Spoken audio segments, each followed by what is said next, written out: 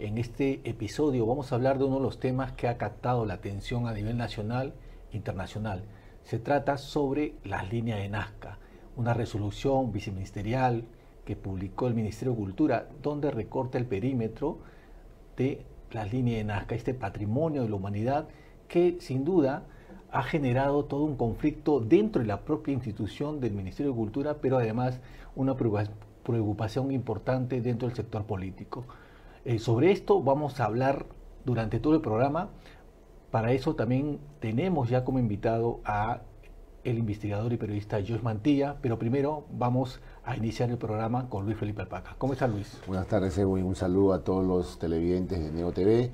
Y en efecto, Edwin, la escena va cambiando día tras día, ¿no? De un momento a otro todos fuimos sorprendidos por esta resolución viceministerial, ¿no? Que recortó el perímetro de la poligonal de la línea de Nazca, considerando esto una flagrante vulneración contra este patrimonio de la humanidad, como tú mencionas, pero ante la presión, porque siempre sucede de esa manera, ante la presión mediática de asociaciones, de arqueólogos, incluso del Colegio de Arqueólogos del Perú, de la propia asociación María Reich, que ha protestado, de pronto, el fin de semana, el ministerio recula y emite primero un comunicado diciendo de que ya van a reformar el artículo primero de esta resolución, pero no da un mensaje claro de que van a retroceder en esa decisión del recorte, ¿no? Te pregunto, ¿cómo tomas el hecho de que en esta gestión del ministro Fabrizio Valencia, que antes de llegar al poder y sentarse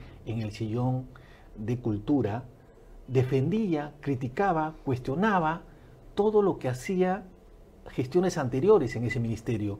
Y ahora esto, más que una sorpresa, parece un batacazo contra la cultura. Eso es muy lamentable, Edwin, porque ya con este tipo de conducta podemos vislumbrar de que ya no basta la acreditación académica, no basta tener maestrías, doctorados, ser especialista en una rama académica, como lo es Fabrizio Valencia. Nadie le puede discutir sus dotes profesionales como defensor del patrimonio, abogado especialista en la defensa, que ha estado en batallas desde la sociedad civil en los últimos años. Y de pronto, estando dentro de la cartera, liderándola para continuar con esa misión de la defensa del patrimonio, prácticamente vendió sus convicciones al clientelismo, al enfoque político, y eso es una vergüenza. Ya no es garantía, repito, tener una persona capacitada profesionalmente en un cargo público si es que no tiene dotes morales, principios por el cual fue designado. Y eso es lo que estamos viviendo con este señor, ¿no? Ahora, esto ha sido firmado por una viceministra que es Moira Novoa Silva, que tiene también intereses empresariales. Ella tiene una empresa. Así es. Claro, esta señora que ahora fue designada hace unos meses como viceministra, vemos cómo el rompecabezas se va armando, ¿no? Y de pronto sale esta resolución, que ojo, no es nueva, es un proyecto que lo han estado haciendo hace algunos años, sino que ha cobrado forma. Ahora entendemos por qué de pronto sale el director de la DDC ICA y entra otro, ¿no? A la medida de esta resolución, que prácticamente ha dejado sorprendidos a todos. Pero lo que nos sorprende de manera lamentable es cómo el ministerio continúa con esta premisa, con esta empresa del recorte poligonal, porque simplemente la resolución señala de que van a tomar en cuenta opiniones de expertos y profesionales para continuar con su decisión. Pero el comunicado de ICOMOS Perú ha sido claro, ha sido contundente también, ¿no? Contundente y sobre todo técnico. Muy pragmático, muy conciso, enumerando los fundamentos legales, que es en principio lo que vale, e incluso fundamentando con hechos fácticos. Es decir, como tú mencionas, ICOMOS, que un poco tardía también fue este pronunciamiento de ICOMOS, fue un poco tardío, pero finalmente dio puntos claves, por lo cual es considerado ilegal este tipo de medidas que ha tomado el ministerio, que ya nos tiene acostumbrados. como el caso de la exministra Leslie Urteaga, que quiso imponer esta venta de tickets electrónicos en la yacta de Cusco. Felizmente, gracias a la sociedad civil, recularon y ahora vienen con el tema de querer aumentar el aforo de Machu Picchu. Es decir, el Ministerio de Cultura es un portafolio que es enemigo del patrimonio cultural. Lo digo irónicamente y es así. Ahora, esto ha sido un poco grosero porque claramente se ve quiénes son los beneficiados con esto, ¿no? Principalmente empresarios de Nazca que tienen pues años dedicándose a la minería informal, ilegal. Ese es otro problema, la angurria económica que tienen los funcionarios públicos de querer ganar plata bajo la mesa, cuando su naturaleza es el servicio público.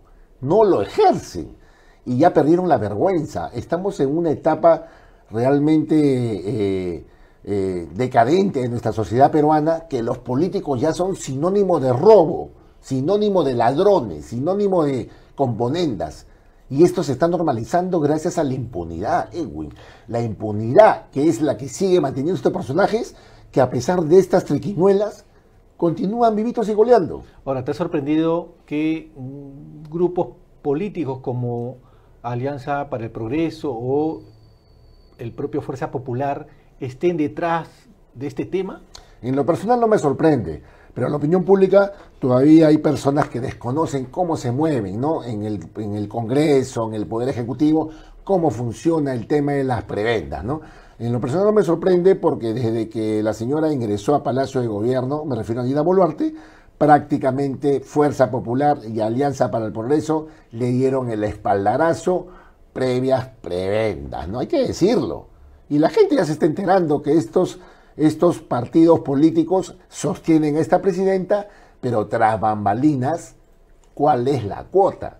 ¿Qué es lo que se pide detrás? Claro, y hay una cosa más, ¿no? Que dentro de los intereses por Nazca también hay intereses de empresas extranjeras, exactamente empresas españolas. ¿Por qué? Porque la ubicación geográfica, pues no, es, digamos, ideal para generar lo que se conoce como la energía eólica. Entonces, aquí también hay otro tema que ya en unos días vamos a seguir desarrollando, los intereses extranjeros. Tiene sentido lo que hemos visto nosotros en los últimos meses, proyectos de ley aprobados en el Parlamento con respecto a las energías renovables, citamos entre varios, ¿no? Y qué casualidad que el marco legal ya está oficializado y ahora se trata de ver el campo. Pero Edwin, los que vivimos en la capital probablemente desconocemos que en Nazca ya lidera la minería. Ya hay molinos, hay empresas de energías, hay exploraciones, es decir, ya están insertados. Simplemente han oficializado su invasión de facto a través del Ministerio de Cultura para evitar los iras y para poder ya de alguna manera blanquearse, ¿no? ¿Se podría hablar de Nazca como el nuevo Patás? Yo creo que sí, porque repito, yo escuchando testimonios de lugareños, de gente que conoce el día a día, ellos hablan para sorpresa de los capitalinos y dicen de que Huarax está invadido de mineros y de empresas de todo tipo. Ahora, después de que se ha conocido todo este tema, hay una denuncia ya contra el propio ministro de Cultura, contra la viceministra, contra el ministro de Energía. ¿Qué te ha parecido esta reacción? Una denuncia muy atinada. Estuve hablando hace unos segundos de la impunidad reinante. Esta impunidad es la que logra de que estos malos servidores públicos continúen haciendo este tipo de tropelías. Pero hay un ciudadano comprometido de Huaraz, el día de hoy ha ingresado una denuncia ante la Fiscalía Especializada en Patrimonio Cultural y ha denunciado alrededor de 10 personas, entre ellos los más resaltantes, el ministro de Cultura, Fabricio Valencia, la viceministra Moira Novoa, asimismo el gobernador regional de Ica, que brilla por su ausencia, el alcalde de Nazca, que está seriamente comprometido, y también ha denunciado al propio procurador del Ministerio de Cultura por inacción. Claro. Y a un personaje clave que hay que mencionarlo, que siempre tiene un perfil bajo, es el arqueólogo Johnny Isla. Que curiosamente, después de que se destapa todo este escándalo, sale fuera del país, se va a España. En estos momentos está España en pleno escándalo de Nazca. Yo creo que esta denuncia va a ser un precedente primigenio para que más instituciones se sumen y realmente no solamente que dejen sin efecto, Edwin, esta resolución, sino que se haga justicia, que estas personas realmente terminen siendo procesadas por una serie de delitos penales, entre los principales, la colusión agravada y el cohecho, ¿no? Hay que señalar lo importante, ¿no? Esta denuncia ha sido presentada el día de hoy ante la Fiscalía Especializada de Restos Arqueológicos, un monumento de Nazca y Palpa, ¿no? Como mencionamos, incluye no solamente al ministro de Cultura Fabricio Valencia, a la viceministra Moira Novoa, sino también a los principales personajes de la Dirección Desconcentrada de Cultura de Cusco, de Cultura de Nazca. ¿Por qué? Porque ellos han sido los que, de manera express, firmaron un informe, presentaron un informe ante el Ministerio de Cultura. Claro, en la antesala de emitir la resolución tenía que haber un informe técnico, informe técnico, ¿no? Que no convocaron a otros gremios de la sociedad civil, como indica el tema de la democracia en estos casos. Claro. Pero hicieron un informe interno y el informe lo emitió este señor, repito, Johnny Isla, con otra arqueóloga y otros funcionarios más, ¿no? Luis Felipe, has preparado un informe sobre este tema para resumir un poco todo lo que ha pasado en esta semana. Ha sido una semana muy movida culturalmente. Yo la verdad estoy de alguna forma conforme con la reacción tanto del sector cultural, del Colegio de Arqueólogos, pero también la reacción que ha existido en el Parlamento. Y eso hay que reconocerlo, ¿no? Hay congresistas que han levantado su voz y por eso se ha presentado 3 interpelaciones contra el ministro de Cultura, Fabricio Valencia. Se viene la interpelación definitivamente, pero vamos a ver, eso no es una garantía de que haya censura, ya sabemos y hay que repetirlo para que la gente conozca, Fuerza Popular y Alianza para el Progreso son enemigos de los peruanos. Ellos son amigos de la empresa privada, de las componendas y de la tan proclamada puerta giratoria. Bueno, señor director, ya tenemos el informe. Bueno, adelante con el informe sobre este escándalo de la línea de Nazca. Hoy en Lima Gris, líneas de Nazca, la conexión política. Uno de los tesoros más valiosos del Perú y del mundo está en riesgo. Las famosas líneas de Nazca declaradas Patrimonio Mundial por la UNESCO podrían estar siendo sacrificadas por intereses políticos y económicos. Un problema que es latente en esta zona es el tamaño del polígono, ¿no? El polígono original del año 2004 tenía una extensión aproximada de un poco más de 5.600 kilómetros cuadrados. Luego de acopiar información por más de 20 años y varios estudios arqueológicos, es que se ha podido determinar que en realidad la parte que nos interesa es un área de un promedio de 3.200 kilómetros cuadrados. Todo empezó con una resolución firmada por la viceministra de Patrimonio Cultural, Moira Novoa Silva, y respaldada por el ministro de Cultura, Fabricio Valencia. Con una sola firma, el área protegida de las líneas se redujo de 297 a 249 kilómetros cuadrados. ¿Por qué? La resolución no ofrece una explicación científica clara. Lo que parece una simple decisión técnica, en realidad podría abrir el camino a intereses privados. Minería, energía renovable y otros negocios que ven en el suelo de Nazca una mina de oro. Las principales amenazas que tiene la línea de Nazca son la minería informal, ¿no? Hay una gran cantidad de mineros informales que operan en los alrededores, incluso dentro de la línea de Nazca, ¿no? Del área protegida, pero también el avance de los terrenos agrícolas, ¿no? Pero hay más. Varios indicios apuntan al partido político Alianza para el Progreso, APP, liderado por César Acuña, como uno de los posibles interesados detrás de este cambio. El alcalde de Nazca, Wilmar Bravo Quispe, también de APP, solicitó sin pagar un terreno de 600.000 metros cuadrados en la zona arqueológica de Poroma. Aún no explica para qué, pero la ubicación es estratégica. Una zona rica en minerales. Independizado nuestros sitios arqueológicos, podemos decir, hay zonas liberadas donde puede haber todo tipo de inversión. Detrás de esta resolución se cree que está metida la minería ilegal, señor alcalde. Son apreciaciones subjetivas. La resolución del Ministerio de Cultura no solo ignoró las advertencias de expertos nacionales e internacionales, también fue en contra de lo recomendado por la Dirección de Sitios del Patrimonio Mundial. Y lo más grave, muchas zonas dentro del nuevo perímetro no están legalmente protegidas, es decir, están expuestas al saqueo moderno.